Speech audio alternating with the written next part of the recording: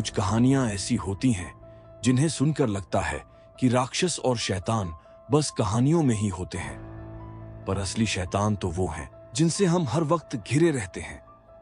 आज की कहानी भी कुछ ऐसी ही है जो आपको ऐसा ही महसूस कराएगी। इस कहानी के लिए हमें जाना होगा दक्षिण कोरिया के एक छोटे से शहर डेजोन में, जहां एक परिवार रहता था। उस परिवार में मां का नाम किम था और उसके बेटे का नाम शी। किम का अपने पति सेंग से तलाक हो चुका था, इसीलिए मां और बेटा साथ रहते थे। लेकिन किम बहुत क्रूर मां थी जो अपने 10 साल के छोटे बेटे पर पूरा नियंत्रण चाहती थी। वह बेल्ट से उसे बहुत बुरी तरह मारती और उसके साथ भयानक दुर्व्यवहार करती थी। क्योंकि किम के साथ भी उसके बचपन में ऐसा ही हुआ था, इसलिए उसकी मानसिकता बन गई थी कि बच्चे को एक अच्छा इंसान बनाने का यही सही तरीका है। लेकिन किम का असली मकसद यह था कि उसका बेटा इतना सफल बने कि उसके पिता शर्मिंदा महसूस करें और अपनी गलती का एहसास करें, ताकि वह उन्हें वापस स्वीकार कर लें।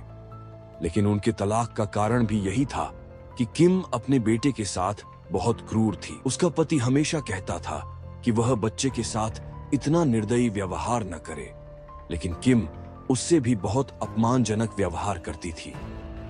किम ने अपने बेटे शी को यह यकीन दिला दिया था कि उसे सिर्फ स्कूल में ही नहीं बल्कि पूरे दक्षिण कोरिया में सबसे होनहार छात्र बनना है। वह शी से हर दिन 19 घंटे तक ड्राइंग रूम में बैठकर पढ़ाई कराती थी। उसने अपने घर की सजावट भी कुछ इस तरह कर रखी थी कि वह पूरे घर से अपने बेटे को पढ़ते हुए देख सके। अगर शी सोने की कोशिश करता या उसका ध्यान भटकता तो वह उसे लोहे के बेसबॉल बैट से घंटों तक बेरहमी से पीटती। शी की छोटी सी गलती पर भी किम उसे इतनी बुरी तरह मारती थी कि उसके पूरे शरीर पर मार के निशान पड़ जाते थे। शी अपने पैरों के नीचे तौलिया रखता था ताकि पैरों से बहते खून को तौलिया सोख ले। वह सिर्फ 10 साल का था, लेकिन वह हर दिन 19 से 20 घंटे पढ़ाई करता था और इस वजह से स्कूल में उसकी बहुत अच्छी रैंक आ गई। धीरे धीरे शी ने ऊंची कक्षाओं में जाना शुरू किया, लेकिन उसकी पढ़ाई में रुचि कम होने लगी और इसके पीछे उसकी मां का सख्त रवैया था। अब वह अपनी मां के प्रति नफरत और अपनी पढ़ाई के प्रति उदासीनता महसूस करने लगा था। उसकी मां को उम्मीद थी कि उसकी रैंक 100 के भीतर आएगी, लेकिन जब 9वीं कक्षा का परिणाम आया तो उसकी रैंक 10,000 के पार थी। अब शी बहुत डर गया था कि उसकी मां उसे इतनी बुरी तरह पीटेगी कि वह मर ही जाएगा। डर के मारे उसने कुछ पैसों से नकली रिपोर्ट कार्ड बनवा लिया जिसमें उसकी रैंक 82 थी।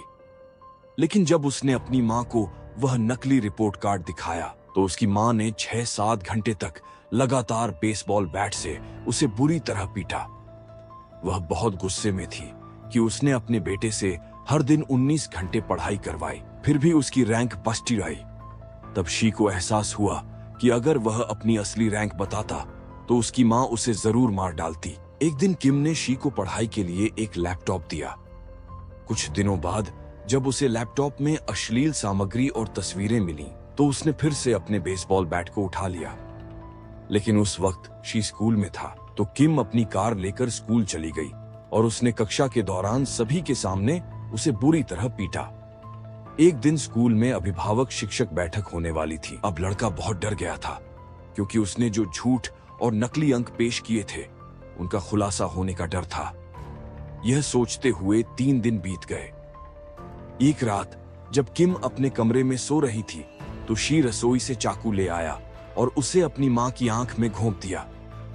जब उसकी मां चिल्लाई और गिड़गिड़ाते हुए कहा, ऐसा मत करो, प्लीज रुक जाओ, तो शी ने कहा, अगर आज मैं ये नहीं करूंगा तो कल तुम जरूर मेरे साथ ऐसा करोगी, इसलिए मुझे ये करना ही होगा। यह कहने के बाद उसने अपनी मां की गर्दन काट दी और 50 से भी अधिक बार चाकू घोंपा। अपनी मां को मारने के बाद शी अब पूरी तरह से आजाद था, लेकिन 2-3 दिन बाद लाश तेजी से सड़ने लगी जिससे पूरे घर में बहुत बदबू फैल गई। तब शी ने कुछ करने का फैसला किया।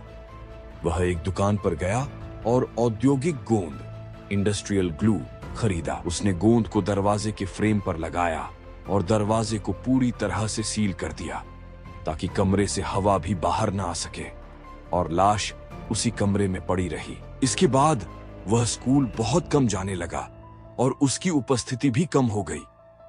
उसकी ग्रेड्स भी बहुत नीचे चली गईं और अब वह परीक्षाओं में भी फेल होने लगा। उसे अब पढ़ाई में बिल्कुल भी दिलचस्पी नहीं रही। समय बीतने लगा और उसके पिता बार बार किम को फोन करते रहे, लेकिन कोई जवाब नहीं मिला। 3 महीने बाद पड़ोसी भी हैरान थे कि उन्होंने किम को 3 महीने से नहीं देखा था और शी भी स्कूल नहीं जा रहा था।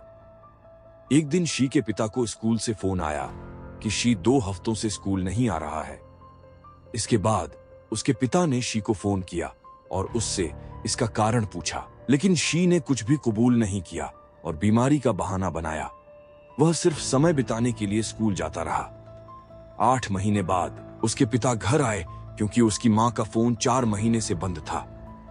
जब उन्होंने घर में प्रवेश किया तो वह बहुत हैरान हुए क्योंकि पूरा घर बुरी तरह बिखरा हुआ था और पूरे घर में बहुत तेज बदबू आ रही थी।